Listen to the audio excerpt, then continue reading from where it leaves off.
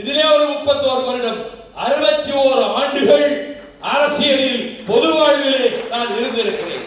அப்படி நீ என்ன சாதித்தா என்று கேட்டால், உலக கோடீஸ்வரர்களிலே ஒருவரான அனில் அகர்வால் ஸ்டெர்லைட் கம்பெனியினுடைய உரிமையாளர் எவ்வளவோ முயற்சித்து பார்த்தார்.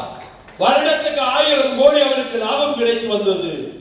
அவன் வீசிய பண வலையிலே சிக்கியவர்கள் பலர், நான் பெயர்களை சொல்ல விரும்பவில்லை. ஆனால் என்னை சந்திக்க வேண்டும் என்று தலைகீழாக நின்றார் அனில் அகர்வால்.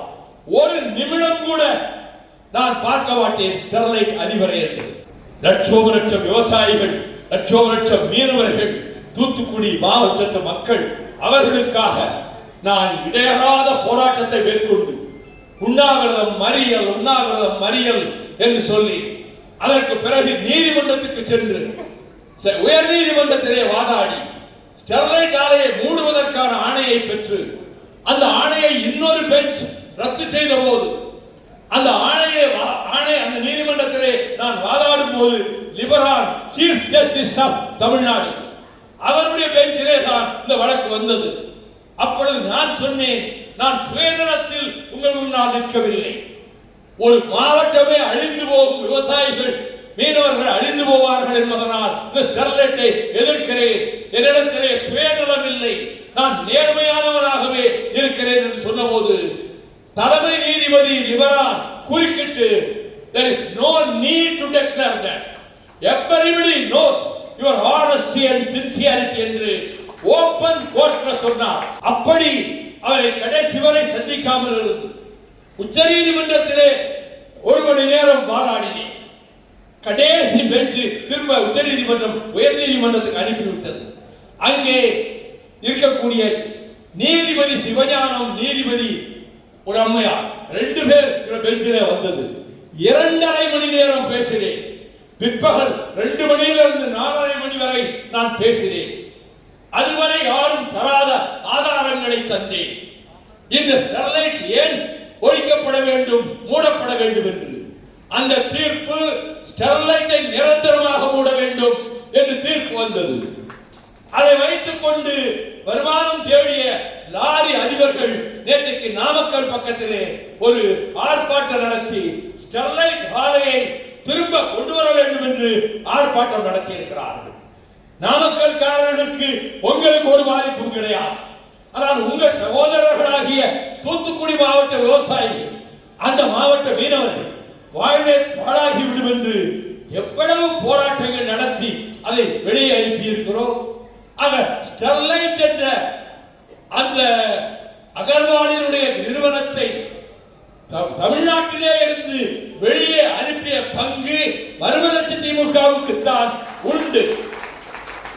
அதே போல நெய்வேலி நிலக்கரி நிறுவனத்தை தனியாருக்கு விற்க வாஜ்பாய் அரசு முடிவெடுத்த போது, இந்த முடிவை மாற்ற முடியாது, கேபினட் டெசிஷன் என்று சொன்ன போது, நான் வாஜ்பாய் அவர்களை வீட்டிலே போய் சந்தித்தேன். 2 நிமிடம் யோசித்தார். Yes, I agree with you, NLC will not be privatized. NLC-ஐ தனியார் மயம் ஆக்க மாட்டோம். இதை நான் பத்திரிகைகளுக்கு சொல்லலாமா? Now itself, from here itself, இப்பயே நீங்க சொல்லலாம். அதே போல சீமக்கருவேலை தமிழகத்தை அழிக்கிறது, அதை அத்தனைகளும் அப்புறப்படுத்த வேண்டும் என்று வழக்கு தொடுத்தேன். அந்த நீதிபதி ஏற்றுக்கொண்டு இதை அப்புறப்படுத்த வேண்டியது தமிழ்நாட்டு அதிகாரிகள் கடமை, நீதிபதிகள் கடமை, கலெக்டர்களின் கடமை என்று தீர்ப்பிலே நீதிபதி செல்வம் சொன்னார். இதன் பிறகு முல்லை பெரியாரை பாதுகாப்பதற்கு 8 வருட காலம் நான் போராடி இருக்கிறேன். கம்பம் அப்பாஸ் அவர்களை வைத்துக் கொண்டு அதுக்கு வெற்றி விழா கூட பூமிநாதன் நடத்தினார். எனக்கு ஒரு வெள்ளி பேழையும் கூட கொடுத்தார். அந்த முல்லை பெரியாரை பாதுகாக்க என்ன பாடுபட்டேனோ அதே போல நியூட்ரோனோவையும் தடுப்பதற்கு பாடுபட்டேன். பிரதம அமைச்சர் இந்த நியூட்ரோனோ இங்கு வந்துதான் ஆக வேண்டும் என்று சென்னையிலேயே அவர் சொன்னார். இப்பொழுது நாடு பதற்றமான நிலையிலே இருக்கிறது. தேனிலவு சென்ற தம்பதிகள் இப்படி திருமணத்தை முடித்துக் கொண்டு மாலையும் கருத்துவாக கணவன் மனைவி 2 பேருக்கு நல்ல பொருத்தம், படிப்பிலும் பொருத்தம், வனப்பிலும் பொருத்தம், மேனி அழகிலும் பொருத்தம், நல்ல பொருத்தமான ஜோடி. ஒருவருக்கு இதற்காகவே படைக்கப்பட்டது போல கணவனும் மனைவியுமாக இங்கே அமர்ந்திருக்கிறார்கள். அப்படிப்பட்ட 4 தம்பதிகள் பஹல்காமிலே அவர்கள் உயிர் பிடிக்கப்பட்டது தீவிரவாதிகளால். நம்முடைய தலைமை அமைச்சர் கற்பனை கெட்டாத காரியங்களிலும் ஈடுபட்டு இந்த தீவிரவாதிகளை ஒழிப்பேன் என்று இன்றைக்கு பேசியிருக்கிறார். நம்முடைய முதலமைச்சர் தளபதி மு.க. ஸ்டாலின் அவர்கள் இந்த பிரச்சனையில் மத்திய அரசுக்கு, ஒன்றிய அரசுக்கு, தமிழ்நாடு அரசும் பக்கபலமாக உங்களுக்கு உறுதுணையாக இருக்கும் என்று அறிக்கை விட்டார். அப்படி அனைத்து அரசியல் கட்சிகளும் சேர்ந்து, இந்தியா பூராவிலும் ஒன்று சேர்ந்து ஒரே குரலாக அந்த தீவிரவாதிகளை அகற்ற வேண்டும் என்ற முடிவை நிறைவேற்ற காரணமாக இருக்க வேண்டும். ஆனால் அவர்கள் சுடுவதற்கு முன்பு நீ இந்துவா முஸ்லிமா என்று கேள்வி கேட்டதாக அது வெளியே சொல்ல வேண்டிய அவசியமே கிடையாது. அதை பத்திரிகைகள் டிவியில எல்லாத்திலும் போட்டு விட்டார்கள். இங்கே இருக்கிற இஸ்லாமியர்கள் மீது பகை இந்துக்களுக்கு வந்துவிடக் கூடாது. அவர்கள் இஸ்லாமிய இளைஞர்கள் தான் மீதம் இருக்கின்றவர்களை, தமிழர்களை, இந்தியர்களை காப்பாற்றி அழைத்துக் கொண்டு போயிருக்கிறார்கள்.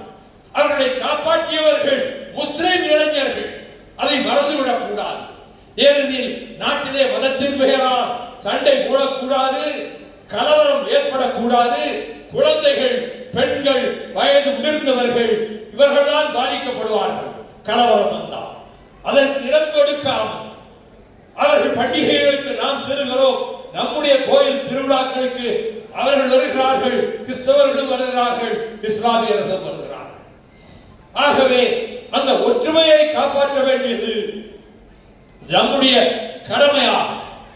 நம்முடைய பிள்ளைகளை நீங்கள் வளர்க்கிற போதே ஆத்திச்சூடி கொண்டை வேந்தனை பள்ளிக்கூடத்திலே சொல்லிக் கொடுக்காவிட்டாலும் நீங்கள் அதை சொல்லி விளக்கம் கொடுத்து அந்த குழந்தைகளை ஆயத்தப்படுத்த வேண்டும். அவர்கள் நல்ல கல்வி அறிவு பெற வேண்டும். பெற்றோரை மதிக்க வேண்டும். பெற்றோரை மதிக்கிறவன் தான் மனிதன். தாயும் தந்தையும் நிகரற்ற தெய்வங்கள் என்ற உணர்வோடு அந்த குழந்தைகளை வளர்க்க வேண்டும். விவசாயிகள் நொறுங்கி போய்விட்டார்கள். அவர்கள் முதுகெலும்பும் நொறுங்கிவிட்டது. 100 நாள் வேலை திட்டத்தில் அழிந்து போன விவசாய குடும்பங்கள் ஏராளம் ஏராளம். அதனுடைய அர்த்தம் உங்களுக்கு தெரியும். நீங்கள் அவ்வளவு ஊதியம் கொடுத்து களை வெட்டுறதுக்கோ களையை கட்டுறதுக்கோ ஆட்களை கூப்பிட முடியாது. அப்படிப்பட்ட ஒரு நெருக்கடியான நிலையில் இருப்பவர்கள் விவசாயிகள். ஆனால் ஒன்றை நான் சொல்லுகிறேன், கயத்தாற்றிலே சொல்லியிருந்தவா, 1 சென்ட் நிலமானாலும் விற்காதீர்கள். இதுக்கு 100 மடங்கு வேல்யூ வருங்காலத்திலே வரப்போகிறது. உலகில் உணவு பஞ்சம் வரப்போகிறது. அப்பொழுது விவசாயியைத்தான் எல்லோரும் தேடுவார். இந்த நிலம் இன்றைக்கு 5 லட்சம் என்றால் அன்றைக்கு 5 கோடி கொடுத்தாலும் இந்த நிலத்தை யாரும் விற்க மாட்டார்கள்.